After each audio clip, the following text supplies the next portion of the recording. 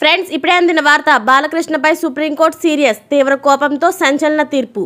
ఈ విషయాలన్నీ తెలుసుకునే ముందు వీడియోని పూర్తిగా చూడండి, అప్పుడే మీకు పూర్తిగా అర్థమవుతుంది. అదేవిధంగా చాలామంది సబ్స్క్రైబ్ చేసుకోకుండా వీడియోని చూస్తున్నారు. దయచేసి సబ్స్క్రైబ్ చేసుకోండి. సబ్స్క్రైబ్ చేసుకోవడం వల్ల నేను చేసే ప్రతి వీడియో అప్డేట్ మీకు ముందుగానే నోటిఫికేషన్ రూపంలో వస్తుంది. అదేవిధంగా లైక్ చేయడం మర్చిపోతున్నారు, దయచేసి లైక్ చేయండి. లైక్ చేయడం వల్ల ఇటువంటి ఇంపార్టెంట్ ఇన్ఫర్మేషన్ చాలామందికి రీచ్ చేసిన వాళ్ళు అవుతాం. ఇక లేట్ చేయకుండా వీడియోలోకి వెళ్ళిపోదాం. యోగా గురు రామ్దేవ్ బాబా పతాంజలి ఆయుర్వేద సంస్థ మేనేజింగ్ డైరెక్టర్ ఆచార్య బాలకృష్ణ మంగళవారం సుప్రీంకోర్టు ఎదుట హాజరయ్యారు. తప్పుదోవ పట్టించే ప్రకటనల కేసు విచారణలో భాగంగా వారు కోర్టు ముందుకు వచ్చారు. తమ ఆదేశాలను పాటించేందుకు సుప్రీంకోర్టు వారిపై అసహనం వ్యక్తం చేయడంతో పాటు తాము చేసుకునే చర్యలకు సిద్ధంగా ఉండాలని హెచ్చరించింది. గత నెలలో బాబా క్షమాపణలు తెలపగా వాటిని స్వీకరించడం లేదని కోర్టు వ్యాఖ్యానించింది. ఈ సందర్భంగా రామ్దేవ్ బాబా కోర్టుకు బేషరతుగా క్షమాపణలు చెప్పారు.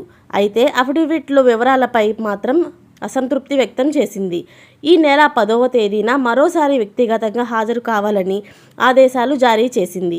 అందుబాటులో ఉన్న ఆధునిక వైద్య విధానాలపై పతంజలి ఆయుర్వేద సంస్థ తప్పుడు ప్రచారం చేస్తుందంటూ ఇండియన్ మెడికల్ అసోసియేషన్ సుప్రీంకోర్టులో పిటిషన్ దాఖలు చేసింది. గత ఏడాది నవంబర్లోనే కోర్టు సంస్థలను మందలించింది. వ్యాధులను నయం చేస్తామంటూ తప్పుదోవ పట్టించే ప్రకటనలు కానీ అసత్యమైన ప్రకటనలు కానీ ఇవ్వొద్దంటూ ఆదేశాలు ఇచ్చింది.